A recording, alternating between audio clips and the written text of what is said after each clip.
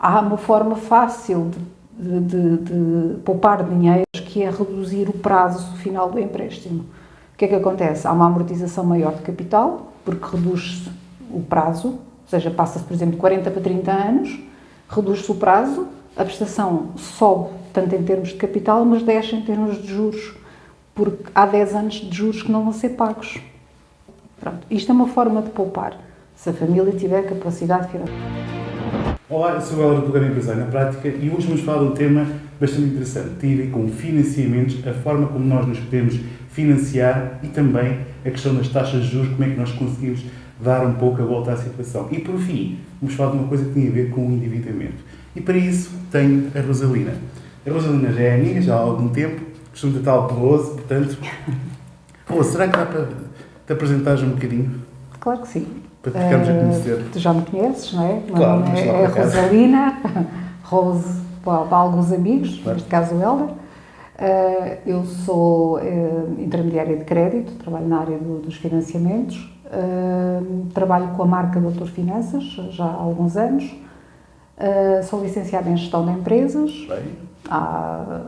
também não há muitos anos, mas acabei por no sentido de validar os conhecimentos que fui adquirindo ao longo dos anos. Tu és um bom exemplo, és alguém que vai estudar depois já de casada e filho já com algum tempo. Que é no fundo, eu fiz o percurso inverso. Primeiro andei a gerir empresas e depois é que fui a validar conhecimentos. Mas se estavam a falar correto, é isso? Para ver se estava tudo... Sim, se eles estavam a ensinar as coisas em condições. Portanto, fui lá ver o que é que as pessoas andavam a fazer. E será que estavam? Se calhar não é? A teoria é uma coisa, às vezes a prática é outra, mas a base é aquela. Acho que toda a gente que tem a hipótese de tirar um curso é sempre uma mais-valia, seja ele qual for. Claro. Então vamos focar no conteúdo que está nos Estados Unidos, que tem a ver com financiamentos.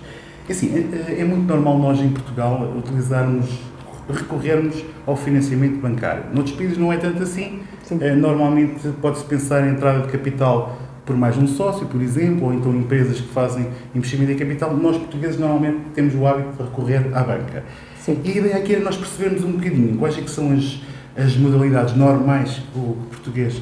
E aqui deixava também mais claro que assim, nós vamos incidir aqui o conteúdo nas duas perspectivas, quer para empresas, quer para famílias. Há situações, nomeadamente depois no crédito à habitação, nós vamos falar um bocadinho mais sobre isso lá mais para a frente. É lógico que isso é tendencialmente famílias, no entanto, não quer dizer que também não exista crédito para, no caso, crédito imobiliário também para empresas.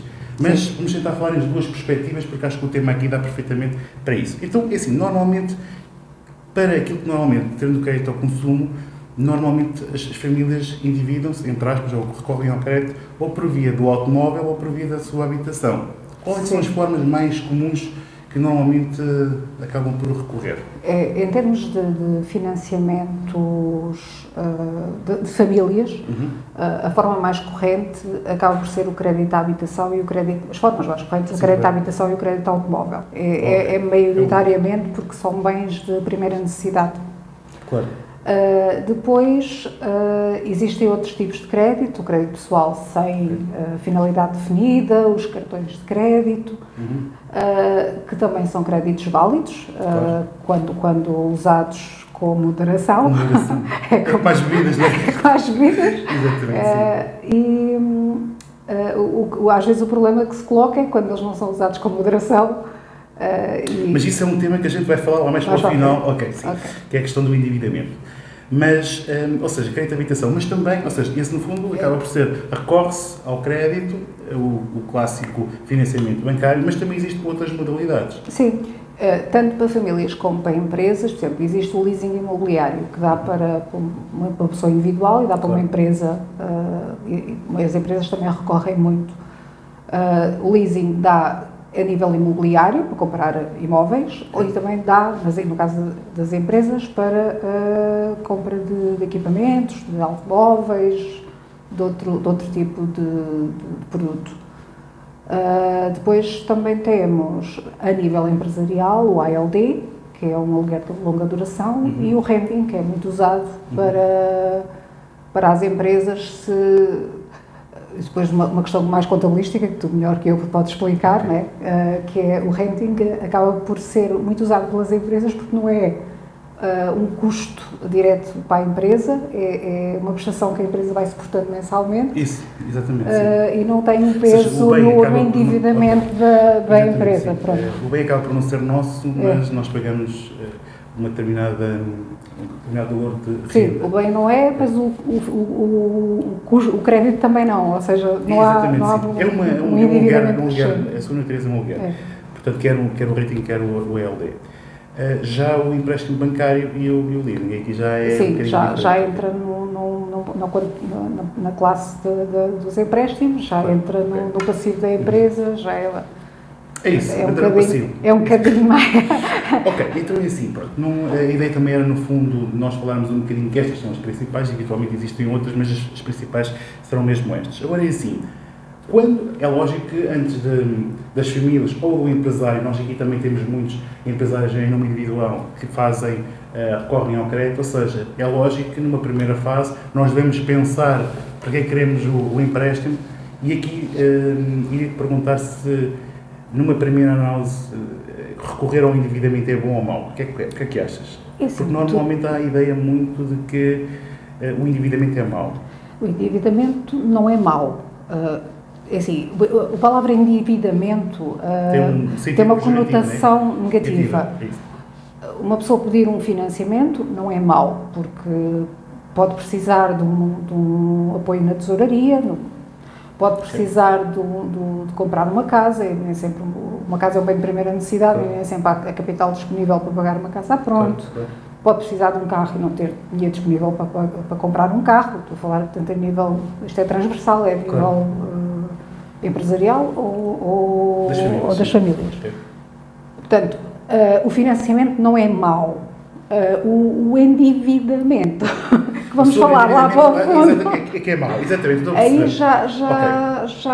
Então é assim, e ponto de partida da nossa conversa, normalmente nós, ao recorrermos então a um financiamento, é importante nós tenhamos aqui presente algumas coisas, nomeadamente a questão da prestação, sim, a questão da taxa, a questão do reembolso, se houver reembolso antecipado, se há carências, seja, se há a questão dos encargos e essas coisas todas. E a pergunta que eu faço é, que às vezes eu também às vezes me enquadro nisso, pessoas que vão recorrer ao crédito não têm muito conhecimento sobre estas coisas, nomeadamente a questão das taxas.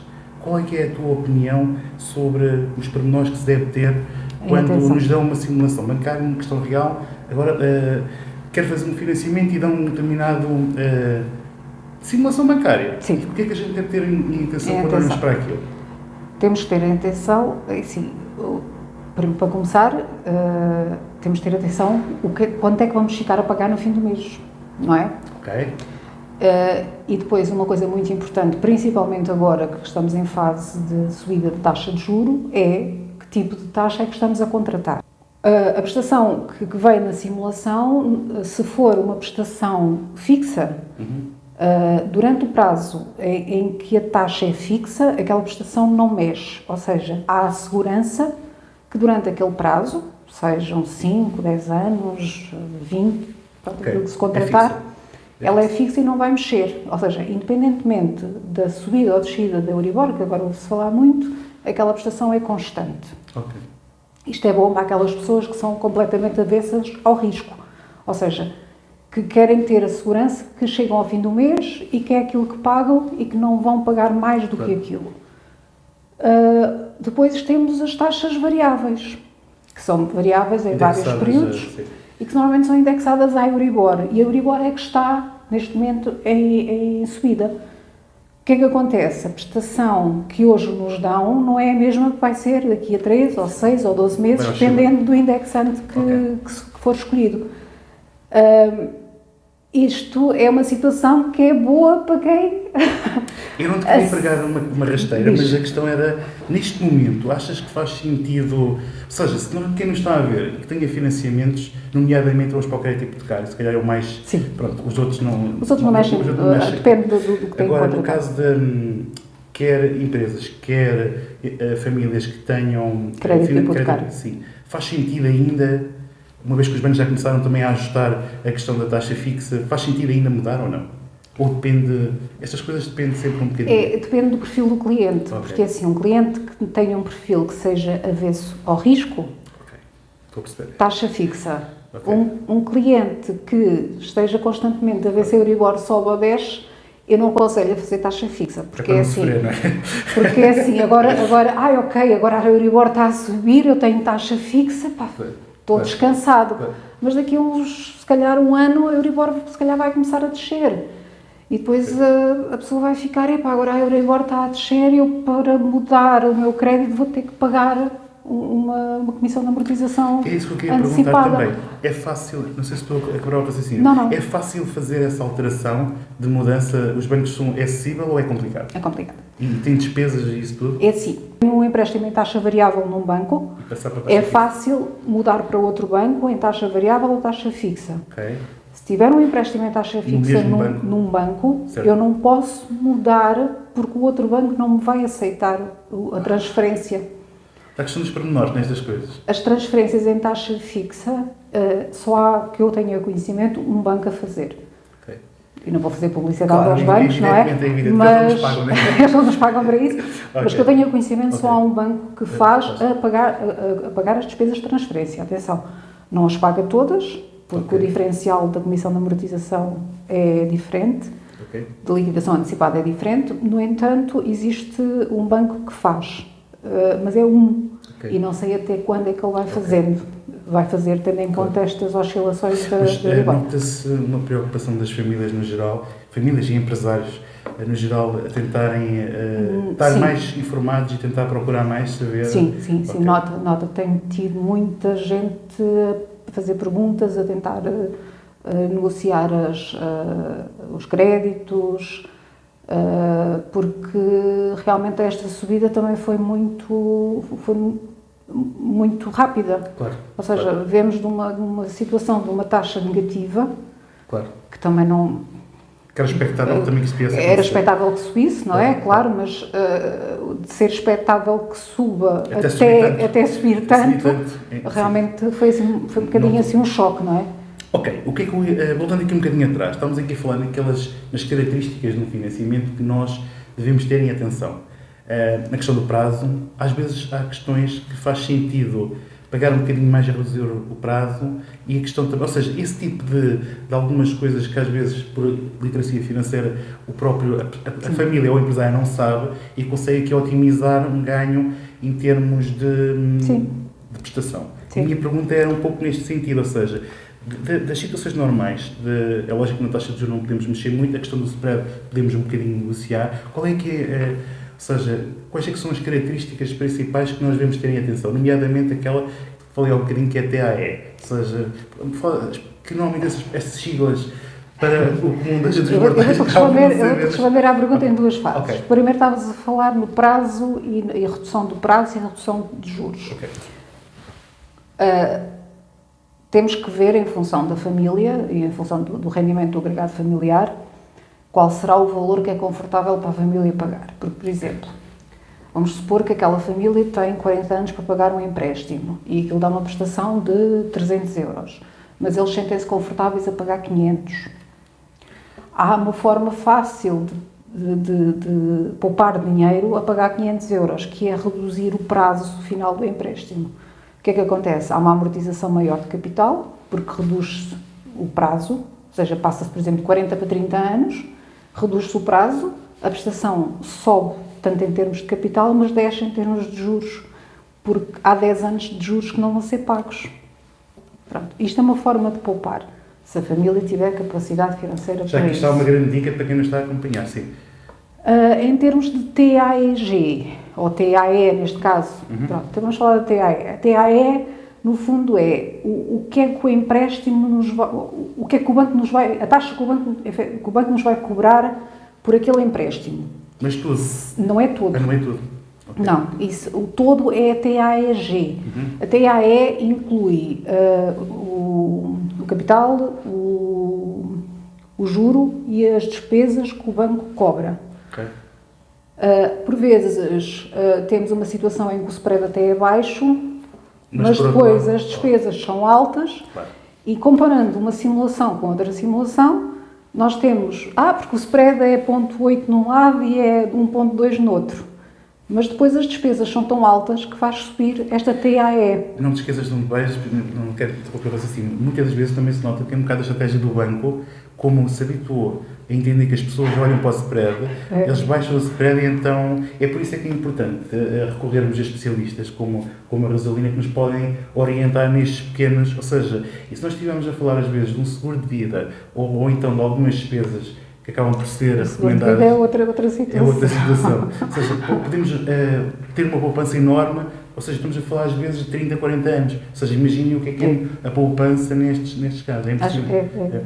Porque não estamos a falar de uma coisa que é para um mês, estamos a falar de uma coisa que é para meia vida quase, não é? 300 e não sei quantos meses, isso vezes 10 euros ou 20 euros. É um valor muito significativo.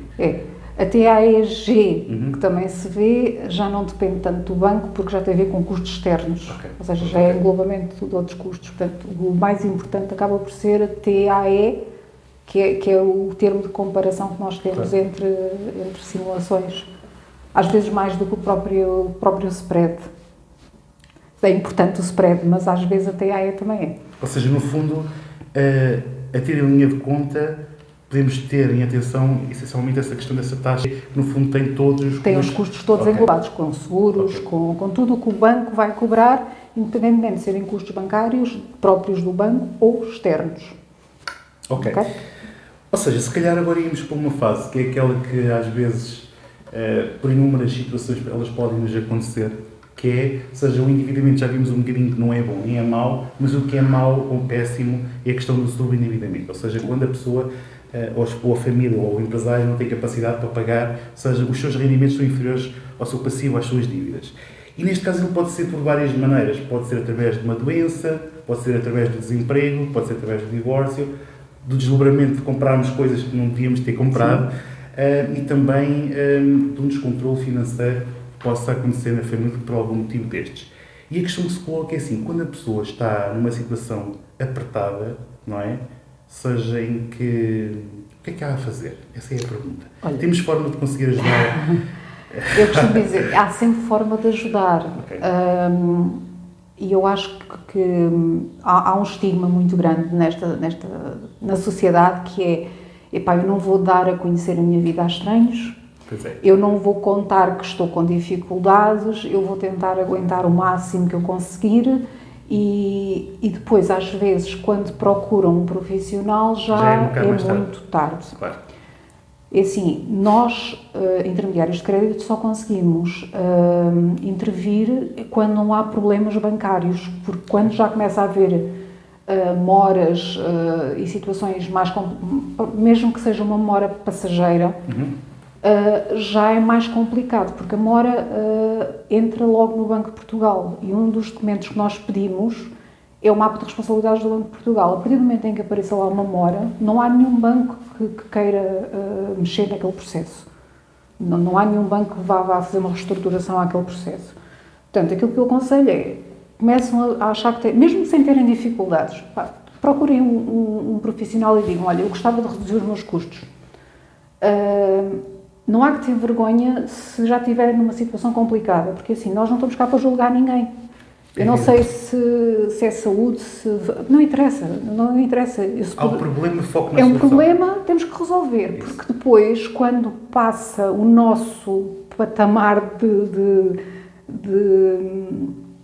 autonomia, o passo a seguir pode ser já um solicitador e um processo de insolvência. E quando isso pior, se de execução que é mais complicado. É mais complicado. Por isso é que eu às vezes a falar com os meus clientes, eles às vezes chegam ao pé de mim assim um bocadinho nervosos e tal, e pá, eu estou numa situação complicada, assim, eu não quero saber, eu não tenho que saber, eu não tenho que saber porque é que foi, eu tenho que perceber o que é que há e como é que eu posso resolver. Isto é sempre uma questão emocional por trás, não é?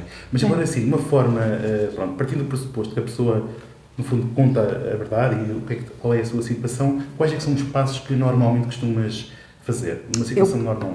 Uma situação normal é... Quer dizer, cada caso depende de cada caso. Sim, mas eu numa situação normal o que é que eu faço? Eu peço a documentação toda ao cliente para Primeiro ver o grau de endividamento que a pessoa tem, ver os rendimentos que a pessoa tem, disponíveis mensalmente, e fazer uma conta à taxa de esforço que a pessoa pode ficar se eu pegar naqueles créditos todos, por exemplo, o crédito do carro, o cartão de crédito, porque às vezes o problema nem é o crédito do carro e o crédito pessoal, são os cartões de crédito que são dados voluntariamente a toda a gente, Claro. e é um crédito fácil, mas o crédito fácil tem que se pagar e é muito caro. Estamos a falar dos créditos mais caros que nós temos. Então, há alturas em que um cartão de crédito tem uma taxa de juros de 20 e tal %. O cartão de crédito é bom para usar hoje e pagar para o mês que vem. Exatamente. Quanto muito pagar em 2 meses. Não é para usar como um crédito pessoal para pagar 100 euros por mês, porque às tantas nem o juros está a pagar. Portanto, e às vezes as pessoas não têm esta noção. Ou quando ganham a noção, já estão numa situação em que já não conseguem resolver. Basicamente o que eu faço é, pego os créditos todos, se a pessoa tiver um crédito, um imóvel, a forma mais fácil é pegar aquilo tudo e fazer um crédito extra e juntar com o imóvel.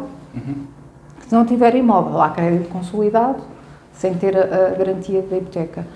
O crédito consolidado sem a garantia hipotecária é mais caro e nem sempre se consegue porque o crédito acaba por ser um crédito pessoal. E o crédito pessoal continua a ter taxas muito altas, prazos muito curtos e a prestação acaba por ser sempre muito alta. Depois, existem outras situações, por exemplo, nem todas as famílias estão sobreendividadas, há pessoas que só querem baixar a prestação. Às vezes, trocando de um banco para o outro, consegue-se uma redução. Existem N situações, cada caso é um caso e só analisando. Portanto, claro. Eu pego na documentação toda, analiso e digo, olha, a melhor solução é esta. Depois o cliente aceita, não aceita. Ou seja, estas coisas, no fundo, acabam por ser também um problema, de alguma forma, social e conjuntural, não é? De alguma forma, porque os nossos antepassados, os nossos pais e avós, só compravam coisas que não tinham dinheiro. Então, a questão de nós, de alguma forma, temos facilidade de recorrer ao crédito de uma forma simples, levou a este tal deslumbramento que eu estava aqui, as pessoas deslumbram-se por ter coisas. E se calhar, porque também não haver muita informação financeira, que no fundo aqui tivemos quase um mini curso, como é que nós conseguimos aqui dar a volta a algumas situações de quando as coisas saem do nosso controle. E às vezes acaba por ser importante pedirmos ajuda a quem domina sobre estes pormenores, porque às vezes, só uma pergunta, vocês têm algum tipo de custos para quem vos consulta? Como é que funciona? É gratuito? É gratuito. Isso é espetacular. É gratuito. Nós, no fundo, somos trabalhadores, entre aspas, dos bancos. São doutores, não é? No fundo são doutores. Não, os doutores cobram a consulta, nós não. Nós trabalhamos com vários bancos, várias entidades, para dar uma solução ajustada ao cliente. Àquela situação. Não é só sobre endividamento, é também crédito de habitação, transferência normal, pronto, tudo que seja financiamento. Okay. Não há custos de consulta, Okay. Nós não cobramos nada por isso e existem ainda outro tipo de soluções que podem ser... Fala-me um bocadinho disso, de quais é que são as soluções que têm para além destas que são as normais? São as normais. E assim, juntamente com o Doutor Finanças, nós temos uma parceria em que, por exemplo, empresários pequeno, médio, até mesmo grande, porque a responsabilidade social interna neste momento está cada vez mais ativa nas empresas, as empresas estão cada vez mais sensíveis a isso, que é, junto aos recursos humanos, os recursos humanos das empresas cada vez mais estão despertos para os problemas dos funcionários. E o Doutor Finanças tem duas modalidades de apoio, no fundo, que somos nós que vamos às empresas e fazemos uma breve apresentação dos produtos e das soluções que podemos apresentar. E existem mesmo cursos acreditados pela DGERT, que eles dão às empresas, portanto, aos funcionários das empresas, resolve dois problemas, resolve o problema da literacia financeira e resolve o problema da formação obrigatória. Quero exatamente por aqui que eu estava a querer ir, exatamente, sim. Resolve o problema da formação também, que é obrigatória, sem ser aquela formação normal do extintor e que eu acho que cada vez é mais importante as pessoas perceberem como é que estão a gastar o dinheiro delas, porque cada vez mais eu noto que as pessoas não sabem onde é que gastam o dinheiro, porque saem 5 hoje, 10 amanhã, 15 e quando vê, o dinheiro foi-se e ainda há contas para pagar. Costumo dizer que há mais mês do que ordenado. Claro. E esses cursos são bastante interessantes e as empresas estão cada vez mais a pedir esse tipo de formação, porque sentem na pele que o funcionário não está bem. E o funcionário que não está bem também não trabalha bem. Claro. E o Dr. Finanças está a ser muito contactado para fazer esse tipo de formação nas sedes das empresas para os funcionários e os funcionários estão bastante satisfeitos, ficam satisfeitos porque os patrões se preocuparam com o bem-estar deles. Sim.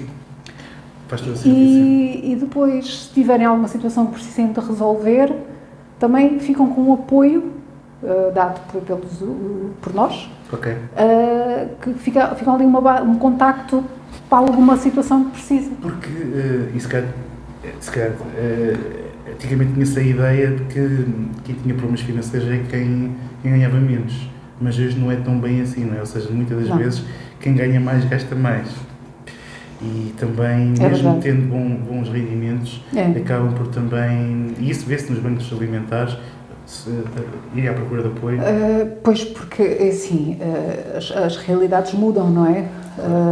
Como estavas a dizer há pouco, uma doença, um desemprego, um divórcio, há situações que estão para lá do controle das pessoas, que não são, ou seja, não é propriamente só ok, vou comprar este mundo e outro de coisas e vou gastar aquilo que tenho e que não tenho. Às vezes não é só isso. Há pequenas situações que ocorrem, a doença de um filho é terrível, claro. Porque os pais perdem completamente a noção, eles só querem curar o filho. Claro. Às vezes connosco não é tanto assim, não é? Sim, nós deixamos andar. Agora, quando é um filho, e já tive clientes assim, que se endividaram porque o filho precisava de uma cirurgia. Pronto, e são situações perfeitamente lógicas. Claro, sim. Ou seja, não é uma questão de comprar uma segunda casa ou uma coisa desse género, nem é isso. São questões mesmo do dia-a-dia. São situações que têm que ser resolvidas na hora e a forma mais fácil é ou ir ao cartão de crédito ou um crédito pessoal, ou seja o que for. E depois, o facto de, por exemplo, ter um filho doente também implica que uma pessoa deixe de trabalhar, vá para a baixa também, para apoiar a família. A baixa, o rendimento não é igual. Há uma série de coisas que podem tornar uma situação de endividamento, sobre-endividamento, uma bola de neve. Sim. E tem que se resolver e as pessoas não podem ter vergonha de pedir ajuda, porque nós não vamos por aí a dizer que fulano e beltrano... Há o sigilo profissional de meio. Como é óbvio, não é? Somos quase como os bancos, não é? É como os padres, neste caso. Claro. Então, hoje foi uma conversa muito interessante sobre questões que às vezes uma pequena distração podem se tornar bastante sérias e comprometerem vários anos, porque às vezes um deslumbre ou uma situação que corra menos bem num ano pode ter repercussões para vários anos. Não sei se queres dizer mais alguma coisa sobre o tema. Não sei, o que é que achas? Se quiserem saber mais sobre estas dicas e ter um atendimento personalizado, uma vez que é grátis, não é? Portanto, como é que te podem contactar?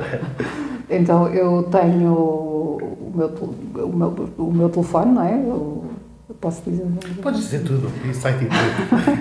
Eu tenho um site que é o www.rosalinasantos.pt. Tenho o meu contacto é o 913078115. Se calhar é a forma mais fácil de me contactar é através do site. Ainda se lembra do 115 antigo? Do 115. A forma mais fácil de me contactar será o telefone ou através do site. Depois também tenho Facebook, mas isso depois está lá tudo incluído. Perfeito. Olha, foi um gosto. Tenho-te a agradecer muito o Obrigada facto pelo convite. de aceitar o desafio, não é?